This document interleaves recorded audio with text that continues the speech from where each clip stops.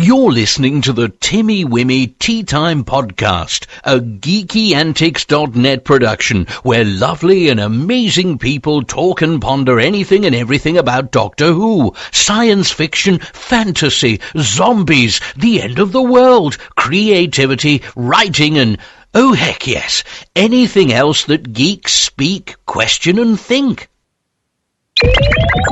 Timey-Wimey Tea Time.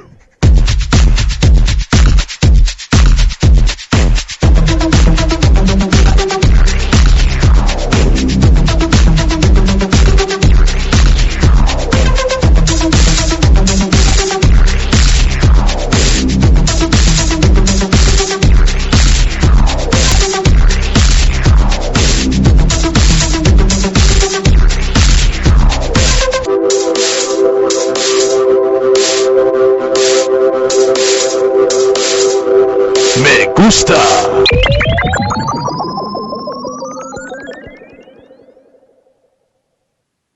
It's me again, Lauren from Brighton. Loved how you shared your personal experiences with fear. Very brave of you, Yomar and Stan. I can't wait to hear you guys next week. You know, like we were saying, about the Earth revolving. It's like when you're a kid. The first time they tell you that the world's turning and you just can't believe it because everything looks like it's standing still. I can feel it. The turn of the Earth.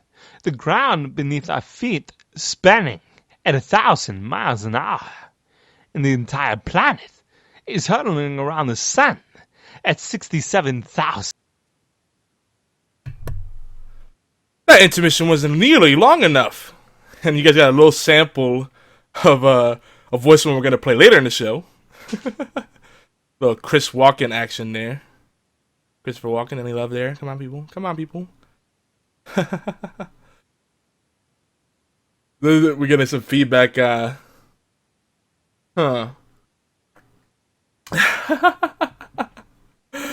effects of time travel. Yeah, the audio is... I was thinking the same thing, but that's the way the track actually is. the scratched disc kind of effect on the instrumental. The effects of time travel, they're OP. Alright. What do we have going on here in the chat? Doctor Who Firefly episode. That would be pretty darn awesome. And get Captain Jack Harkness back in the mix. Yeah.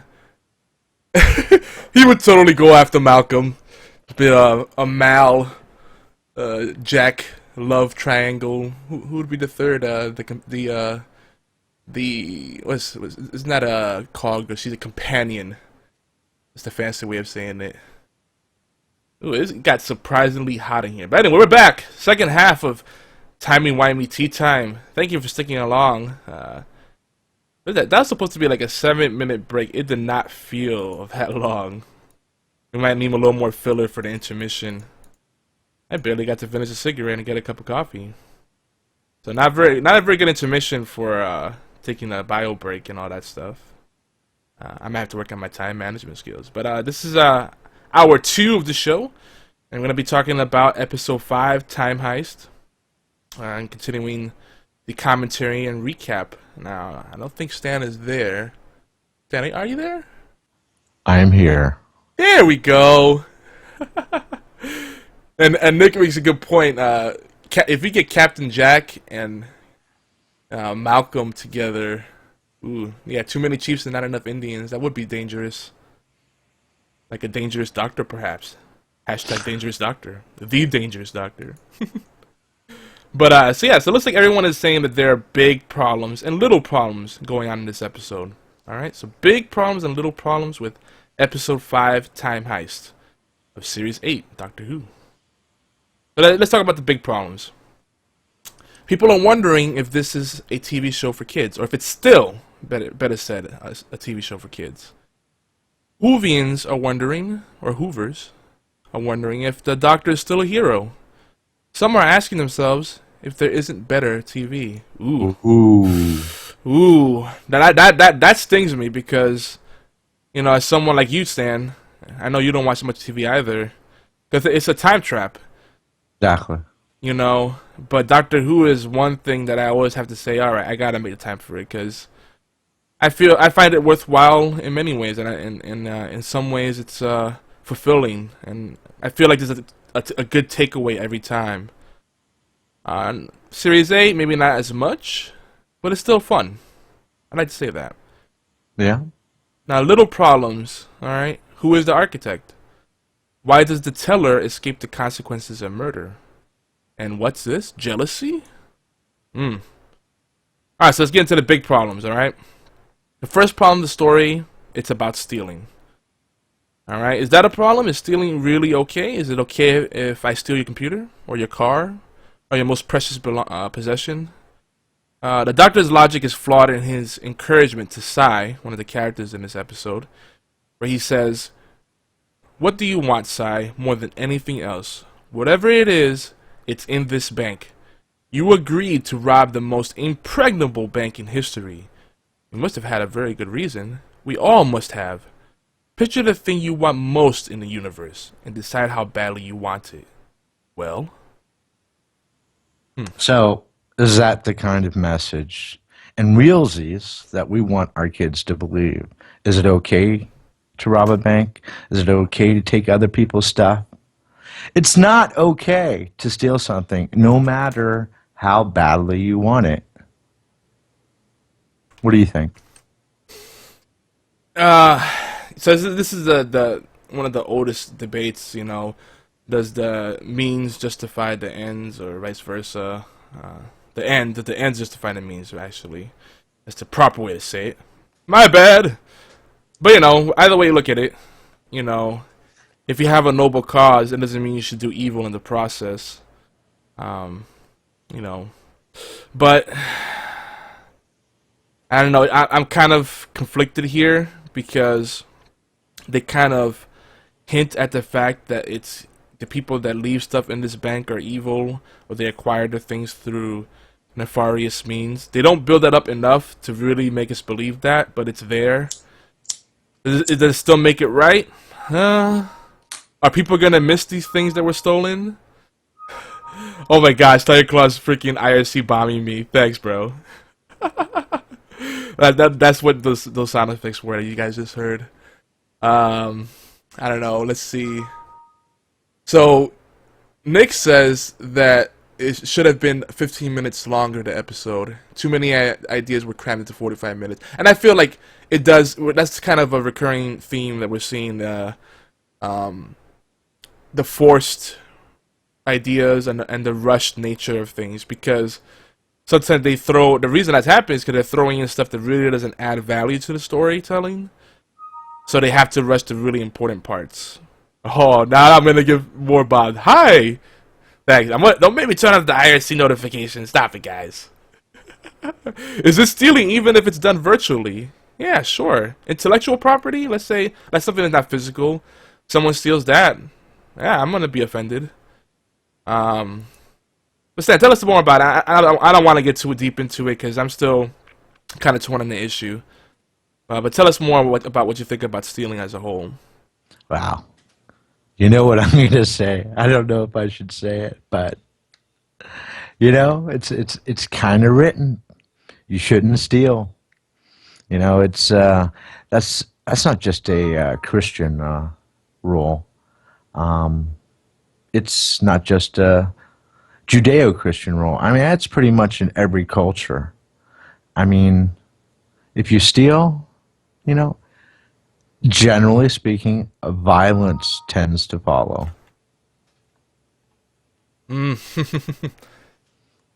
Evil begets more evil. We said that earlier. Exactly. That was not planned. It just happened to work out that way. We have a lot of tie-ins this show. That's good. And thanks to you guys for being on the same wavelength. It makes it easier for us to go deeper. But, a lot of stuff going on in the chats here. So, King Deem says, in a show that is sometimes rather burdened by the need to maintain clever story arcs, Time Heist was a standalone episode that allowed some breathing space. But couldn't that be said about Robots of Sherwood? Actually, Robots of Sherwood. Let me catch myself. So we could say there are 2 filler slash throwaway episodes already early on in the season. That's a lot. That's too much. Yeah. I'm all for those episodes that are just fun romps that give us a little shift gears briefly and let us, maybe turn off our brains briefly. But yeah, if that's really what people feel about this episode, that's a bad place to be. Because we need more plot development right now. We need more substance. But let's move on here. The second big problem. And some folks asked in the chat if they can steal my love. Sure. Some people might have a problem with it, but, there's enough love to go around. Second problem is that the doctor doesn't care. Or does he? The doctor doesn't seem to care if people live or die. And I'm going to say operative word there is doesn't seem. The operative phrase, he doesn't seem. It's hard to tell still. In Time Heist, more than 2 people die and he doesn't even consider how to save them. He shows no regret or remorse. It's just a fun fact for him, Or maybe not fun, but it's just he approaches it matter of fact and like, oh yeah, people die, oh well. And then for example, Sai is upset that Saber has just died and the doctor has this to say to him: when we're done here, by all means, you go and find yourself a shoulder to cry on. You'll probably need that. Until then, what you need is me. Oof. That's harsh. Ugh. That's not the doctor that That's not the doctor. Exactly. Not the one that I've come to know and love, that we've come to know and love. Exactly. It's not okay that the doctor lacks compassion and does nothing. He doesn't even try.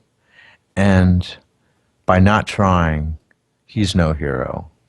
The problem isn't cowardice per se, but it's a lack of love. And, a lack of love, hey, that is the heart of evil.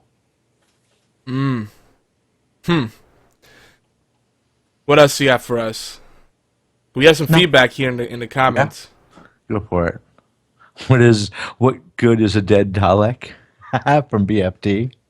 Well, it's funny because everybody must have read our minds because we were going to prompt everyone to tell us what they really think. Yes. You've clearly said what you really think. I did.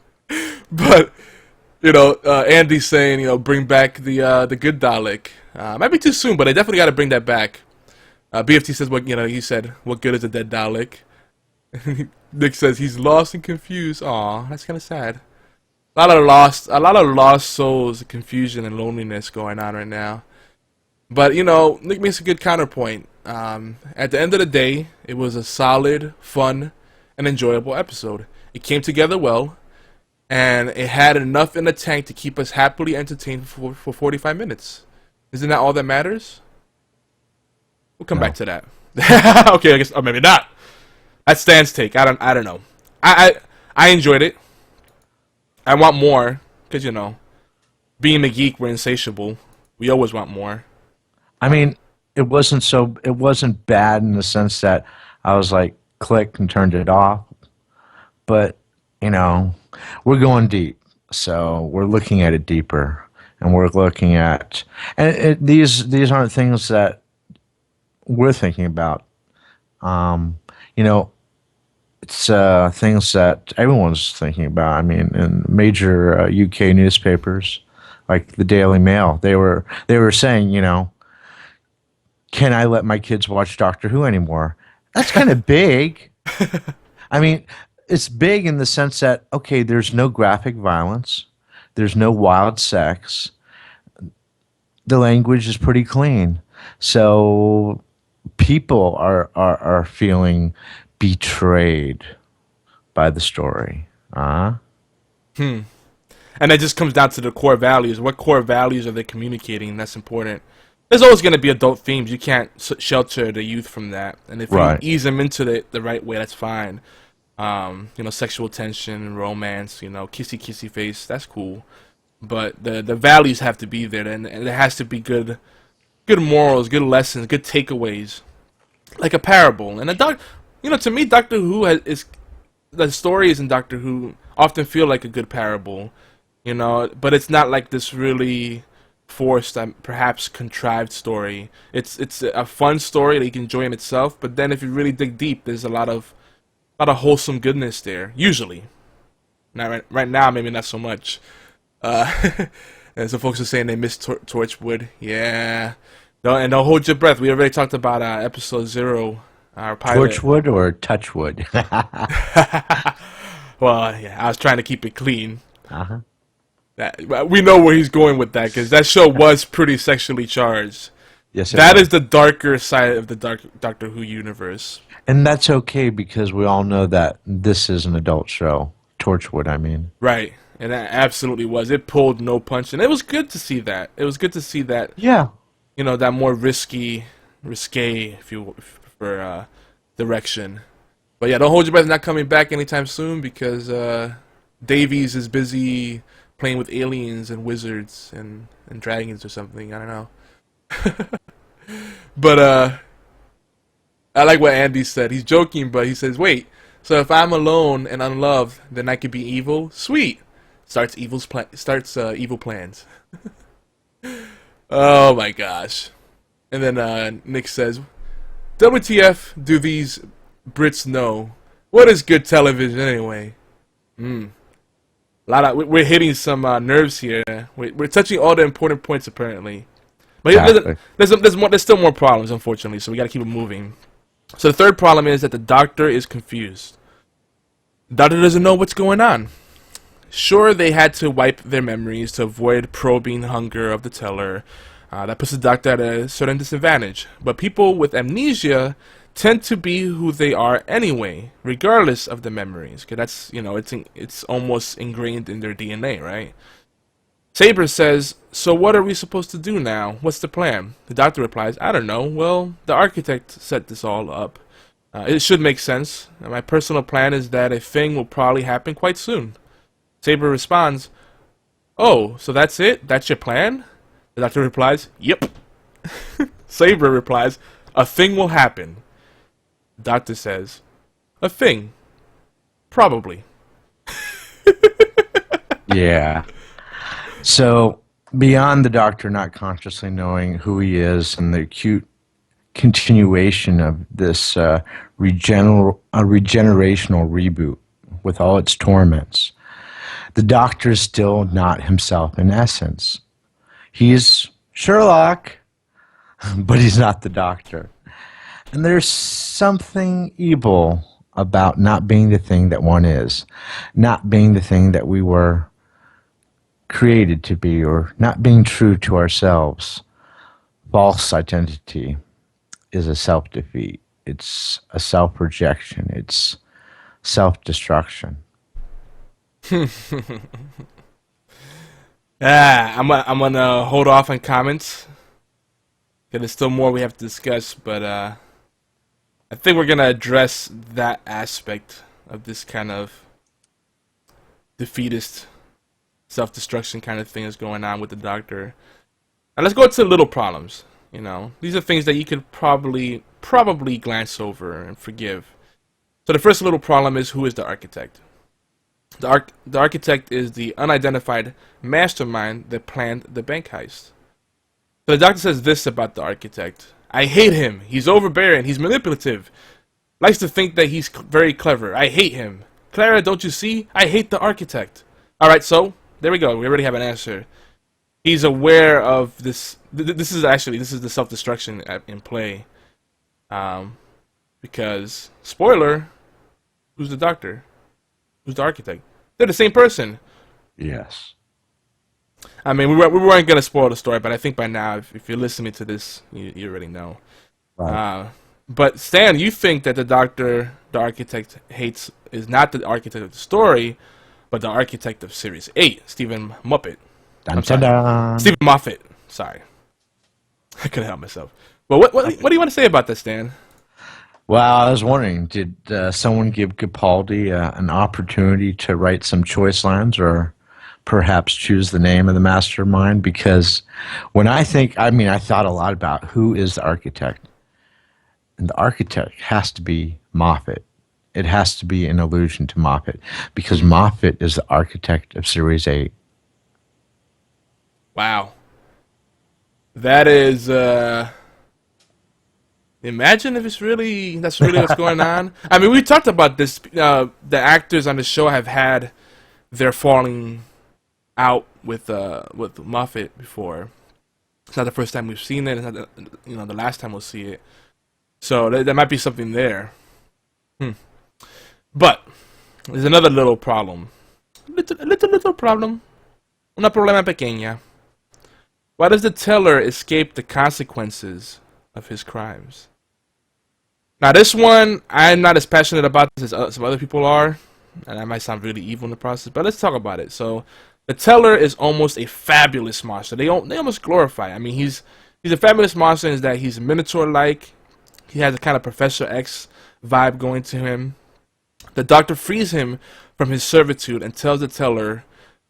He lets the teller. Wow, I'm not here right now. I'm not completely. I'm point. Sorry guys, but he lets the teller wander off happily in a place of solitude. Where the doctor says he finds peace. That's the only way that the teller and his companion, the last of their species, can find peace, in solitude. And peace, by extension, happiness. But why are there no consequences for his evil service? And a lot of people had problems with this, and I saw this, and I'm trying to get in that mindset. Now I understand, because you're a victim of a crime, does that mean you should get out of jail free card? Do not pass go. Do not collect $200. I don't know. What do you think? Well, absolutely not. If you do the crime, you do the time. Or at least you repent, accept forgiveness, and do some penance. Because compassion cannot release us from the requirements of justice or the consequences of our evil doings. Just think about this, okay? If you steal my car because someone stole your computer and we just get on with our lives, those lives are going to suck. You still don't have a computer to do the work you need to feed your family, and I still don't have a car to get to work so I can feed my family. Mm-hmm. Then we and a lot of other people in the same situation steal our groceries from a store that eventually goes out of business because it runs out of money. And all the employees lose their jobs. It's game over. It's end of the world. Compassion is not stupid. It don't work that way. I like your metaphors there, your examples there, except that, and I'm going to play devil's advocate here. Don't do it, man, because no. I'm going to Gamergate if you do. No. All I'm going to say is, you gotta feel a little bit of sympathy for him, a little bit of compassion towards the teller, because it wasn't him doing evil in response to other evil, to people that weren't, well, not in the context you provided. He had a great burden and a really hard choice, and I think most people, even the most good-hearted people, would have made the same decision. Him and his companion are the last two of his race. Self-preservation is a very powerful motivator. Does it justify the evil? No. But I don't think he should have been punished, necessarily. I think the person that forced him into that definitely deserved the punishment more than him. He was put in a very tough position, and you could tell also that the teller was very troubled by it. It wasn't like he was getting pleasure out of it. Like, I got the sense that every time he used that ability to mind soup, that it hurt him as well, and he lost a bit of himself. You're making that up, dude. You're just creating a story. I'm sorry. You're trying to justify. I'm not. You're trying to justify you standing on the fence because, look. All right, so someone threatened. Look, how did the teller act when he attacked people? Did he walk around moping around crying like, oh, it wasn't that deliberate, but he definitely looked troubled. I got that sense. I may be he was troubled like there's another person, I'm gonna destroy their mind. Ha ha ha. No, because the whole sequence when he did well, I'm not gonna get into it, but anyway, I'm just gonna say that people could take that moral high ground. That's great. That's beautiful. but don't be so self-righteous to the point of being a liar. Because I'm pretty sure if someone says, I'm going to kill your son or your daughter if you don't do this thing for me, most people are going to do the thing. Or find, until they can find a way to get out of it. And that's evil. Sorry, dude. And that's not being, taking the moral high ground. No, that's just saying what's good and evil. Someone's going to kill your son, okay, unless you do evil. Unless you kill 1,000 people. Your son has to die, and you have to grieve. It's that simple. Okay, you don't perpetuate evil. Yeah, Sorry. I think the higher the evil, the easier that choice should be. Like, well, 1 life or 1,000 lives, but we also don't know the full extent of how many people he souped. I'm not saying that the numbers make a difference, but they kind of do. But anyway, moving on. The second little problem is jealousy. So just when we thought the doctor doesn't need something more from Clara, it's obvious from Sherwood to the Bank of Carabraxis that, and looking ahead to Coal Hill, that the doctor's idea of companionship is not as boring and sterile as the hype has wanted to suggest. So all this talk before the season started, before the Series 8 started about this is going to be a serious doctor, business only, non-flirty, there's not going to be sexual tension, no romantic interest, just business and adventure and fun and frolic. Not really. At the end of Time Heist, the doctor reveals his jealousy by saying to himself, just after Clara exits the TARDIS, robbing a bank, robbing a whole bank, beat that for a date.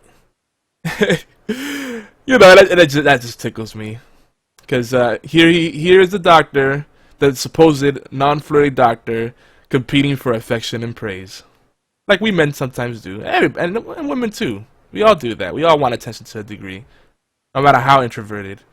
On one side, it's nice to see a humanized doctor. We like the human side of the doctor. The alien stuff, not so much, because he becomes a cold jerk face of a hero. But anyway, what do you think, Stan? So, does that make Clara a two-timing lady? Or is the doctor a dirty old gentleman?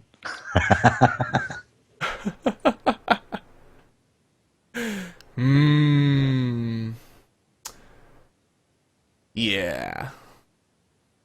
Not gonna touch that one. But we have more stuff in the chat, and this right now is what we like to affectionately call our community interconnect. And again, we like to let things flow. We don't really have a script or segments per se, but we want to have some kind of structure so we don't completely derail. But now this is the part where we involve more of you guys in the chat and YouTube comments and all throughout the interwebs. So let's see what we have in the chat real quick. We got, a lot of stuff. So, King Demon says it was blackmail. Wouldn't you do anything to save your family? And we mentioned that. No, you could see it, the pain and sadness in the teller's eyes. Thank you. I'm glad someone else saw it. He was not happy. He wasn't like, yay, I'm souping your mind and it's wonderful. But I'm not saying that. All right. You're imagining it. Okay. Quote. We're gonna watch this again. We will. We're gonna do it regardless. But now we have a purpose for it. If I'm wrong, I'm gonna come out and say, I missed that, and I have to change my position. I watched it 3 times back to back. FYI. So just putting that out there. The quote from some flavor text in Destiny: "There is nothing more ruthless than compassion." Ooh, BFT with the heavy hitter comment there. Love it. So King Dimas, was Liam Neeson punished for all those people he killed and taken when saving his daughter? Yeah. And see, this is a common thing we see in storytelling. I'm not saying it's right. But on one side, we want to say, hey, evil should not, you can't justify evil if you're trying to do good in the end. It's still evil. But how many stories do we see where someone does something evil, justice, going on a mass murder rampage, and we get excited, like, oh, they were all bad people, so they needed to die. But in the end, he's still killing a bunch of people. But, let's think about how those stories would be if he said, hey, guys, you're raping, pillaging, you're setting villages on fire. But let's sit down and have some tea, and let's be diplomatic about this. Okay, thank you for the tea. I'm gonna kill you now too. Bye. End the story. So from a storytelling perspective, I think we need to be at least a little more flexible on that. Again, I'm not saying that it justifies it, but at the same time, I don't think we should be using good stories as a benchmark or a handbook on how to live our lives. Just saying.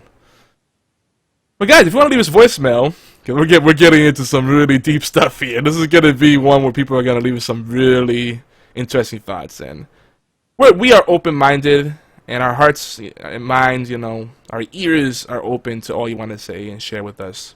Yes. In the community. So please call us at 1-206-415-4987. That's 1-206-415-4987. We are US based, so if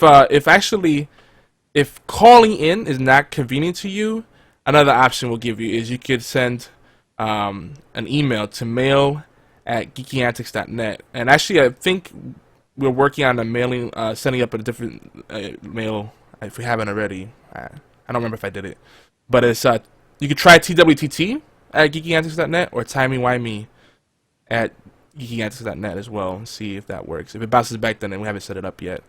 I'm juggling a bunch of things, but mail at geekyantics.net definitely works, and you can send us an MP3 file or a WAV file. MP3 is preferred because it's smaller and more email friendly of your voicemail message, and so you don't have to worry about those crazy international calling rates. That's fair, right? We're accommodating everybody. Yeah, we are. Alright, so we got some comments and voicemail messages coming up here. What do you want to do, Stan? You want to play the voicemail messages now, or you want to do the comments first? Now let's hear some voicemail. I like that. I know you do. Alright, here we go.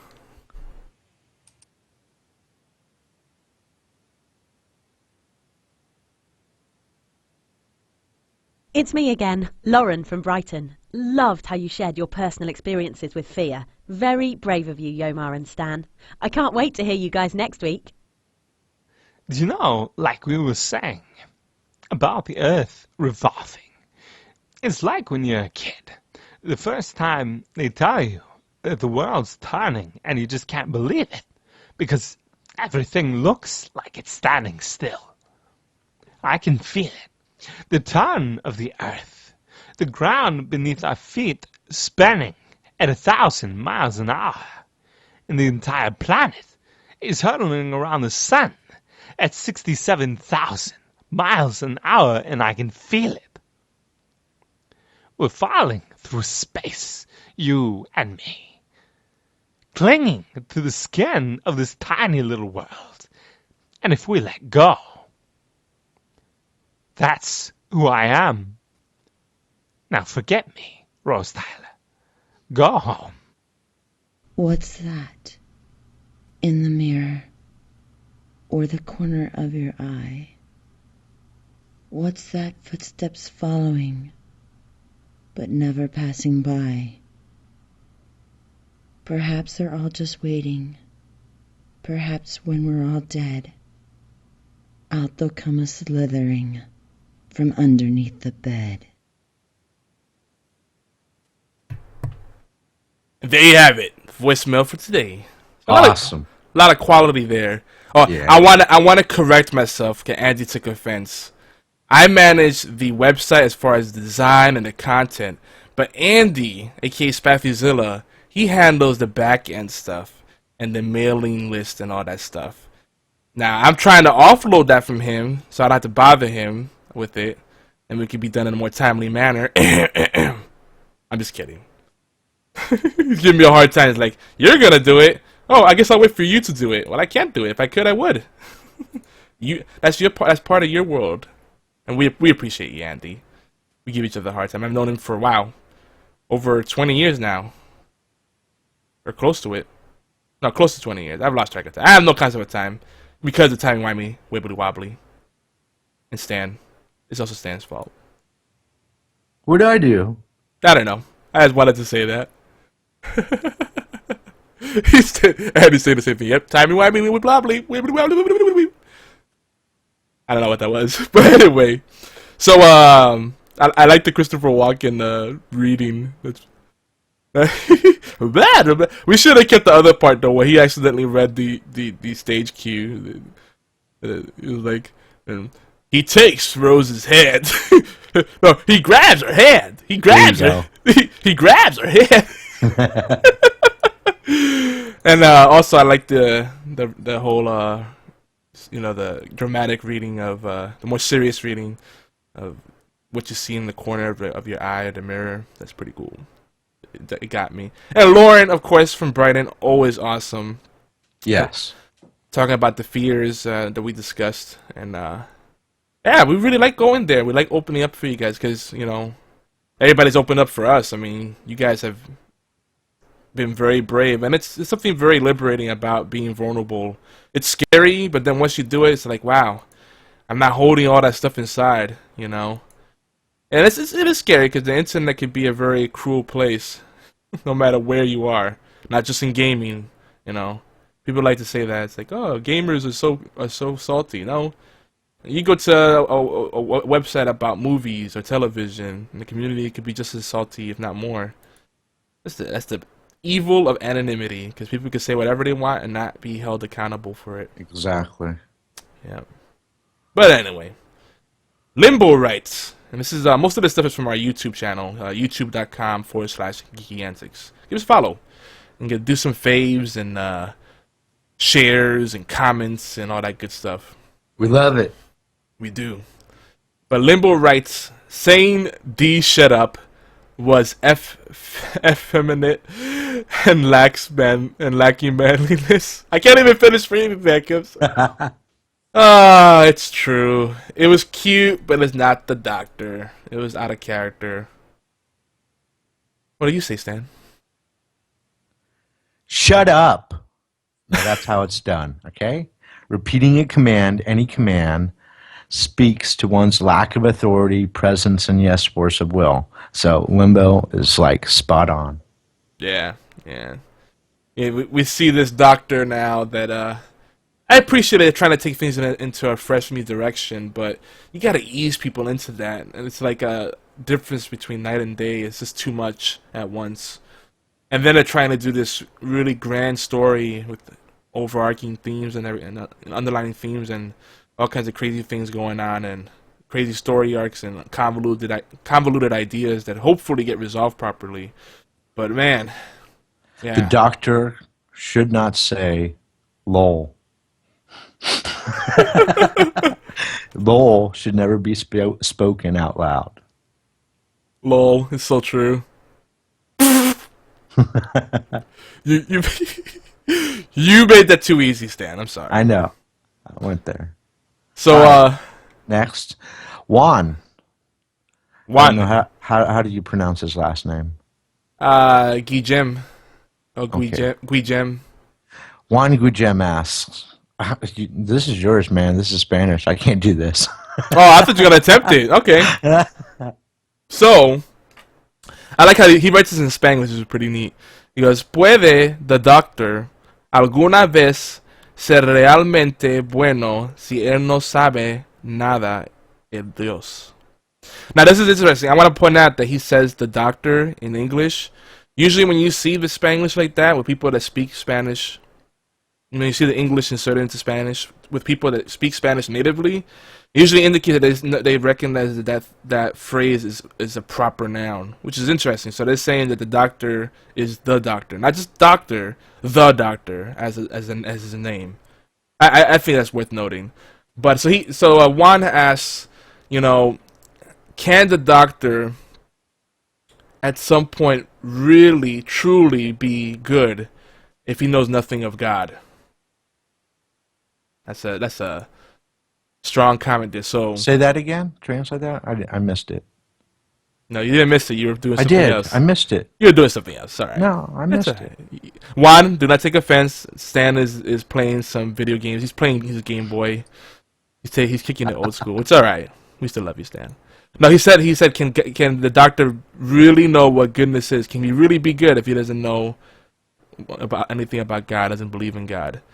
So, my response to that, this is a really good question, but where do you even start?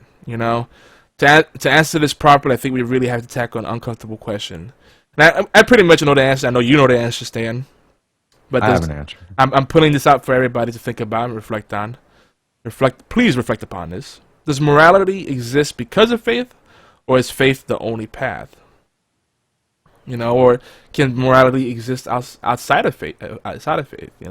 As Christians, we're told that we have to answer that. You have to believe in order to be good. We should answer that faith is the only path. But wouldn't that mean that you can only be truly good if you believe? And then by extension, conversely, if you don't, you can't be truly good if you don't believe. Loaded questions. What do you think, Stan? So Christianity didn't invent morality. Right. Aristotle was about 400 years before Jesus, for example. And Aristotle says that moral behavior is necessary for 3 reasons. 1 is survival and advancement and further evolution of the species. 2, the common good of the community, culture, and civilization. And 3, the best interests of the individual and his/her dignity as a person. So, regarding the highest forms and best practices of goodness, civility, and excellence, the difference between the moral character of the noble person of faith or the noble person of reason is negligible. So, and one of the problems I see is that the people that kind of don't start off as atheists or agnostics, they abandon faith with a confusion that they can abandon morality without consequences to the health and future of human culture and society. And they can't.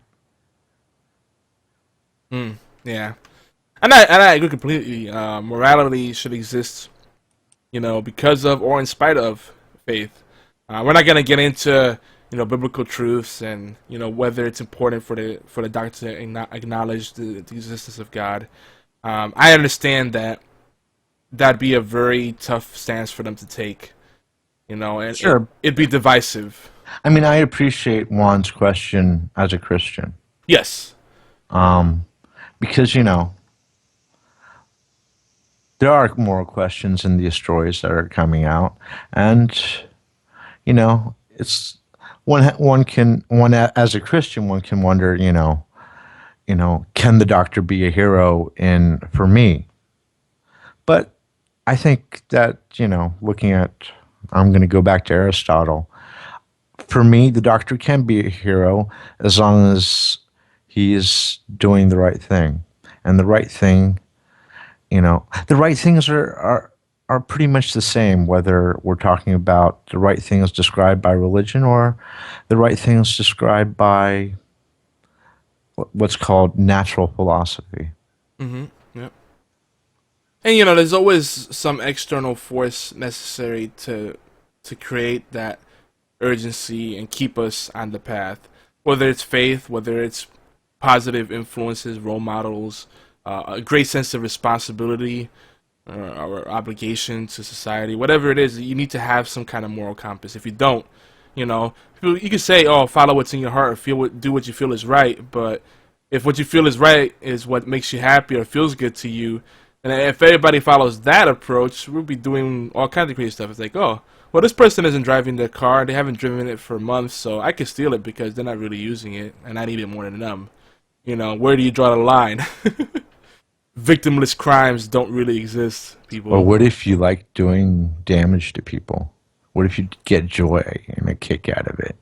Oh, dude, I don't know if you saw my tweets this morning, but I just, I was just reflecting and I just thought about some stuff that happened recently and that really upset me. And I did a power ranking thing of like the greatest scum of the world. Oh, I missed that. I got to check that out. So I was like politicians, lawyers, tax collectors, something like that, and then I put I put turds, and then I put people that like to beat up their loved ones. It's including pets. No. And there's people that take great pleasure in that. So if that feels good to you, no. Anyway, I don't want to get deep into that because we could go on that for a while. But I will say that I think from a storytelling perspective, the Doctor Who series has been good about sharing biblical or at least spiritual truths without forcing that agenda. So that's good. As long as the good news, the wholesome values, good things are spread. It doesn't need to be labeled. It doesn't need to be really in your face. So it's still spreading that goodness. It's still creating some hope and positive things in the world. And I think when people talk about the Bible, it's like, well, how can you trust the Bible when it's been rewritten so many different times and oral tradition for thousands of years or whatever, and people could have adulterated the message along the way to suit their own needs, so can you really trust it? Well, all right, regardless of, don't take it literally, look at it from a storytelling perspective and say, what are the lessons here? There's good lessons in there that are relevant to everyone, and I think that's what people should focus on. And the rest, well, that's for a private conversation, folks. Are you satisfied with that, Stan? Okay, Stan's reflecting. I was like, I was pondering a quote that the heart is deceitful above all things and beyond cure. Who can understand it? Oh, I see the exchange in the chat. That's my answer to Nick. And but I still love him. Yeah, and we always make it clear, like when we go into the little spiritual things, and we're not trying to force that on anyone. Though faith would have it that say, hey, try to convert people, try to bring people to the fold. But if you try to push that too hard, you scare people away. So we have open arms for people that want to listen, and we're not gonna shove it down your throats. But I think it's just important for people to have a deeper sense, a greater sense of purpose. You need that faith, whatever you want to call it, religion, spirituality, Zen. You gotta have something. If not, the world would be a terrible place. If everybody just did what they wanted, this feels good, let's do it. I mean, it might feel good for me sometimes. Like, there's been plenty of bosses I had in the past that, when I was working the 9 to 5, and I just picture in my head, I would love to just jump up on this desk and just kick them in the face. But that's probably not the good thing to do, so I'm sorry for you thinking that. Though there was one time where this boss was a particular jerkbag, and I just when he gave me the news that they didn't need my services anymore, I said, oh, thank you. And by the way, kindly fuck you. Oop. Sorry. F-bomb. I have to bleep that out. Remind me to edit that out. But then I smashed everything off his desk, by the way. I'm sorry, guys. I was quoting something that happened in the past. But anyway, that was a bad time in my life. And it wasn't... See, evil begets evil. Stan, you got really quiet there. No, I was just looking at what Nick and BFT were saying. Yeah, I remember the episode. BFT was saying, you remember when the doctor beat the devil? Well, kind of. I mean, yeah, it looked like the devil, like we thought the devil should look like, but I don't know if it was really the devil because... Oh, yeah. The devil is a little bit bigger than Doctor Who's monster on that one planet where he was chained down. Yeah. It was still kind of cool that they went there. Oh, yeah. So, hey, guys, we're about to start wrapping up the second half of the show, and I'm going to do the post-show. But now is the part that I know Stan's really looking forward to. Because he's all about this. This is his baby. The Soft Kitty. Yay! Before we play the voicemail messages with the Soft Kitty songs, we have an announcement, Stan? Yes, we do. So, talking about the Soft Kitty Song Contest, as we mentioned many times, Yomar has problems, has a little trouble getting the sleepy time. So we're asking you to help him out by singing Sheldon Cooper's favorite lullaby, Soft Kitty. Call in and sing your best Soft Kitty in the Geeky Antics voicemail. 3 Soft Kitty singers will get an epic Hearthstone plushie pillow. You, the audience, will choose the winners by poll at geekyantics.net. When you call in to sing, leave us your name, email, address, Twitter URL, or Geeky Antics username. Don't worry, we won't go public with it unless you give us permission. So sing your soft kitty, your best soft kitty, at 1-206-415-4987.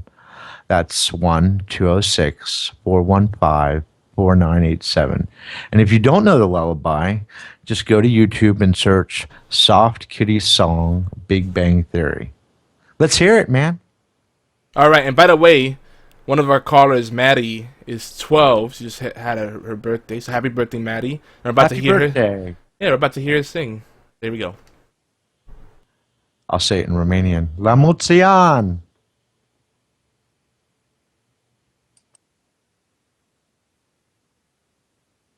Soft kitty, warm kitty, little ball of fur.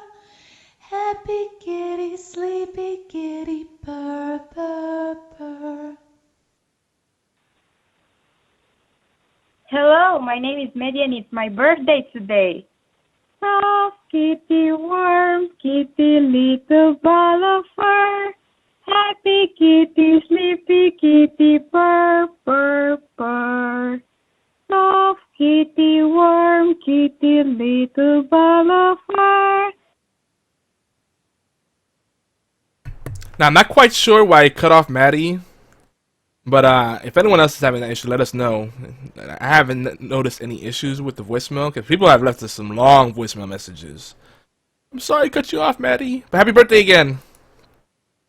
And Siren, codename Siren, with the nice acoustic kind of rendition of Soft Kitty.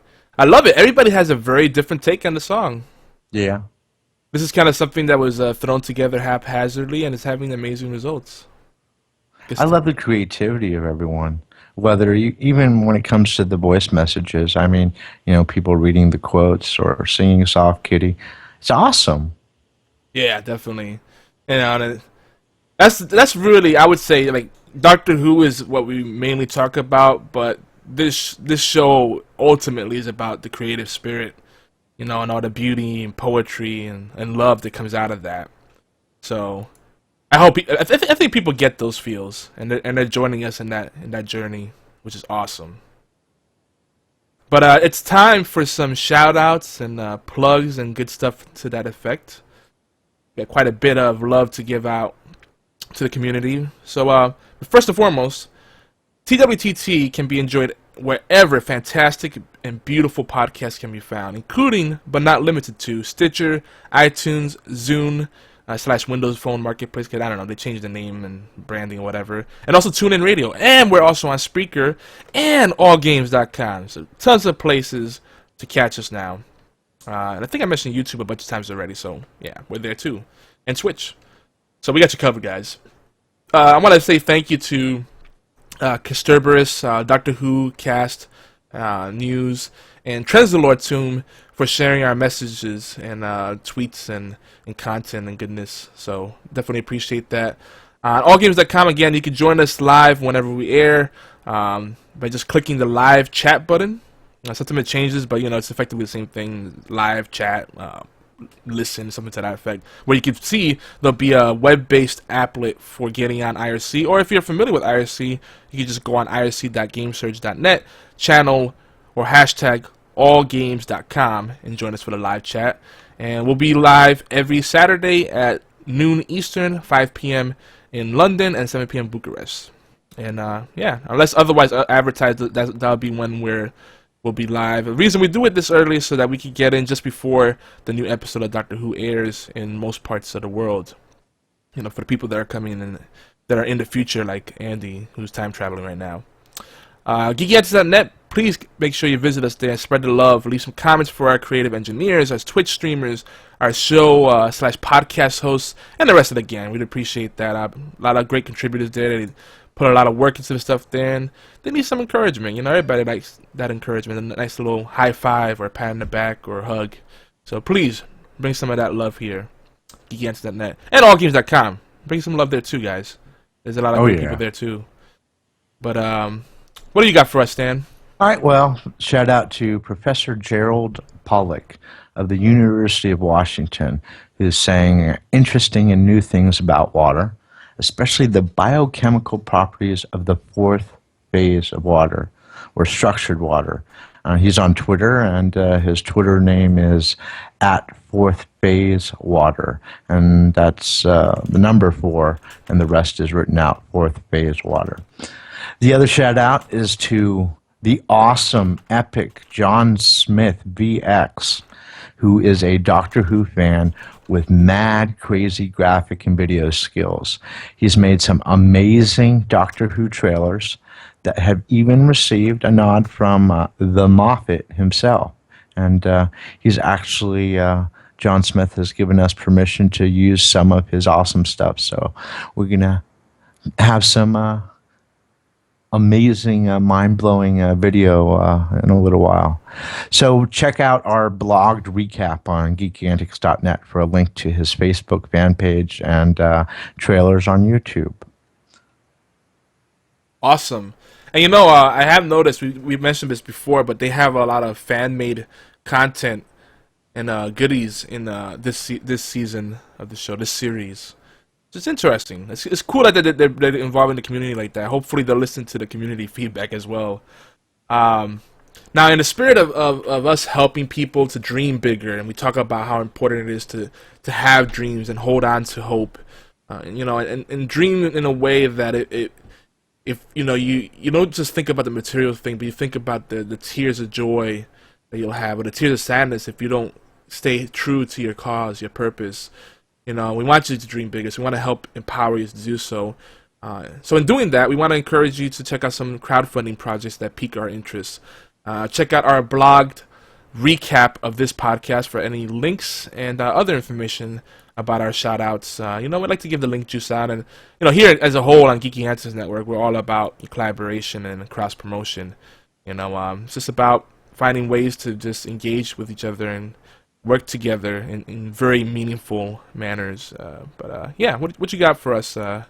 So there's Shayla Maddox, who's creating epic paintings in California. Check her out on Patreon.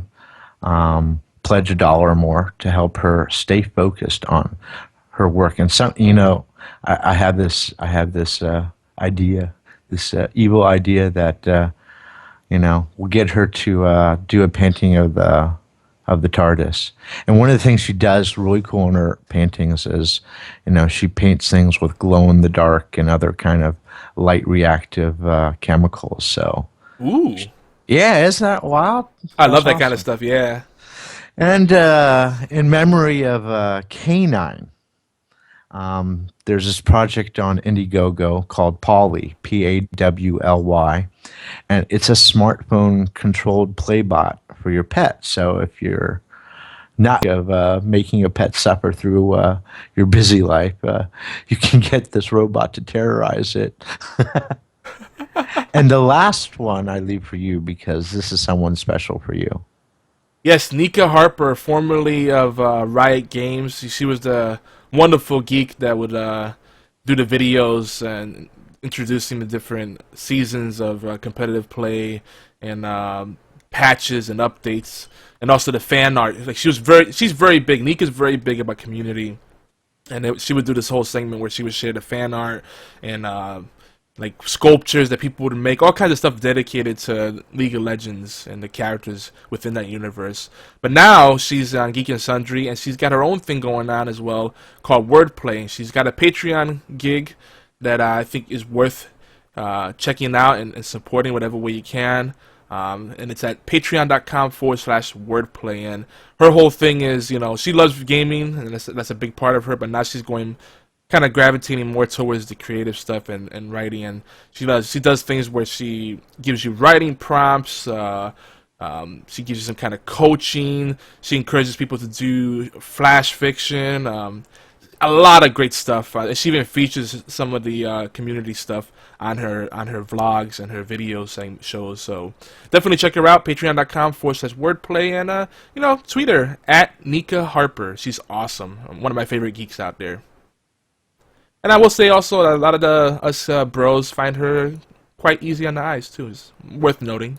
But like she's a really smart cookie too, though. Like She is. so that makes her like 20 times more sexy. That's nothing more attractive than someone that uses their brain for good, right? Exactly. Okay, so that's really you're looking at that chat really hard. But we'd appreciate if you let these fine folks know that Yomar and Stan from Timey-Wimey Tea Time sent you. Also reach out to us. Let's collaborate. Let's take the geeky antics experience deeper. Because you're not alone. Come home. Your genius has a home at geekyantics.net. It's a place where people want to know your name if you do amazing things. And then we all do to a degree, but we have to share it. Don't keep it to yourself. Share. Be generous. We want to be excited with you. Yes. As always, if you faithfully retweet us on Twitter, or repost us on Facebook, comment on YouTube, and or follow us on All Games or Twitch, let us know and we'll give you a mighty shout out with big love. And you know what? These things take minutes. You can take 5 minutes and do all these things. Everybody has 5 minutes. People say I'm too busy. I say, well, when do you find time to go to the bathroom? That sounds like a predicament. I'm too busy to do that. Okay. I'm sorry. That must be a really tough life to live. And yes, Nick, you are amazing. And so are you, BFT 9000, and Andy. Who else? Who else, Yogi? We got Tiger Claw. We got Crispy. DC Nate. I also want to give love to Burr. Kitsune. Or Kitsune is the proper way to say it, I believe. Lots of people. Too many people to mention. We also want to thank Derek H. for making it possible for us to be on All Games right now. And I'm excited because probably within a couple of hours we'll be officially advertised on allgames.com. Oh, yeah. And it'll be beautiful. We made some nice art for our little sub channel, our sub page. Oh, I'm excited. It's going to be a great day. And Doctor Who later on today. Yay! Yeah. But we're not done yet, guys. We're going to do our little exit bumper. And then we're going to do... What are we going to do? I'm going to take another... I'm going to take another... Yeah, we're going to do extra. You know what? We'll do an extended break. Extended break we'll do the instrumental again. Are you going to be able to fit a cigarette in that 5 minutes? Yeah, 7 minutes? I couldn't before, so I'm going to put some extra music in there. I could cut it up when I do the video. You know what I'm saying? You know what I'm saying, bro? Yeah, yeah. So let me cue up that stuff for you guys. We're going to have our awesome Scottish outro bumper. But we're not really leaving. It's just the outro for the main show, right? Yeah. The main event. Then we'll have our theme song that I produced, and everybody seems to like it, so I'm happy about that. That encourages me. I'm gonna dabble with music production again. All right. And then we'll do the little instrumental, the hero music, and maybe some. Maybe we'll replay the voicemail messages again. There you go. There you go. So bear with me. I'm gonna set it up, and Stan, if you wanna have any other thoughts, go ahead and share them. No, I'm good. Oh, I'm really happy with this show. I am too, though I probably sound terrible right now. Does it sound terrible? No, you sound great, man. Really? Yeah. You're bringing the sexy Latin lover. Oh, yeah. Me gusta. Alright, so let me... I'm gonna put in something in here that's gonna make you smile, Stan. I think you'll like it. Alright. But definitely I like the little hero mix. And yes, it is deliberately made to sound like it's like a CD that's scratchy, or a record that's scratchy or whatever. It has that kind of like grainy kind of sound to it. You know what I'm saying? You're killing me, bro. I'm looking for some support, and Stan's like, I'm gonna give you dead air. It's my favorite. Yeah, I like know. the dead air. Stan trolls me hard. You know, maybe Otherwise, what? No, go ahead. What you had to say? No, I didn't have anything to say. No, come on, don't be like that. I forgot already. Are you sure? Are you queuing? I am queuing. I got lots of wonderful treats here for you guys. I'm making a really cool queue just in case we go a little over. I am queuing for you. Oh yeah, he's bringing the song. Yeah, that's This is how he lives the day, with full of music. yes, and you got to experience it firsthand, for better or worse. I did. I enjoyed it. I'm also gonna put some voicemail in the queue too. How long of a break do you want to take? I'm gonna take a 20-minute break. No, I'm kidding. Whoa. I'm Hey man, kidding. don't forget. I got confession at 3:30. Do you? Okay. Yeah. We won't go that much longer. Sounds like, wait, I'm gonna burn in hell because of you, man. Don't do that to me. Don't Or do you it can to make me. me stand in line, the line for confession, You go like, if I'm 10 minutes late, it's going to be like 30 people. But we got good momentum right now, bro. Yeah, we do. We do. All right, here we go. See you guys in a few minutes.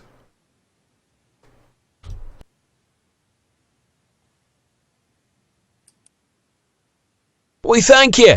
Yomar and Stan, thank you. We thank you for every crumb, biscuit and cake you bring to the table. Because Doctor Who belongs to all of us.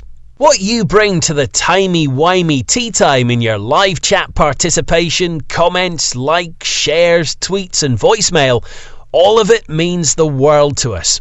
Love, true love never fails. Do you like it?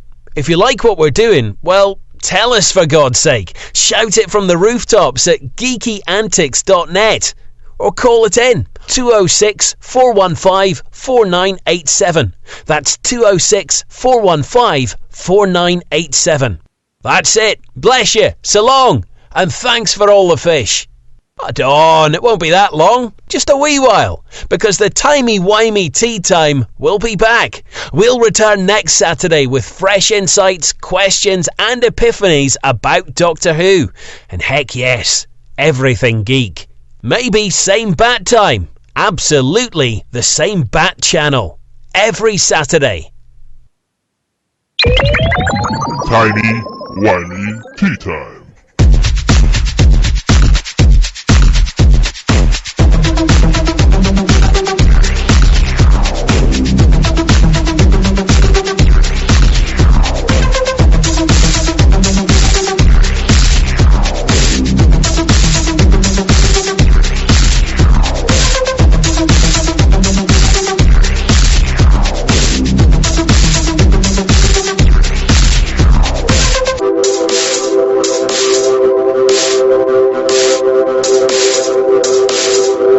Me gusta.